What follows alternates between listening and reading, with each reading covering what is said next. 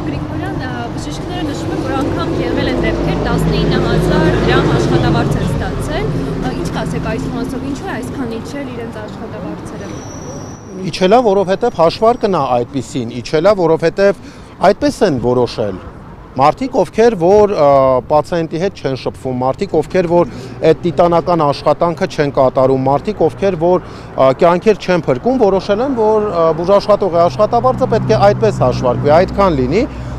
Բուժաշխատողներն էլ բողոքում են ու արդարացի են բողոքում, որովհետև 19,000 աշխատավարձով այսքան լրագրողներ, օպերատորներ, պատգամավորներ, այդքան մարդ կա, ով 19,000 աշխատավարձով կաշխատի։ Կաշխատեք դուք։ Իհարկե ոչ։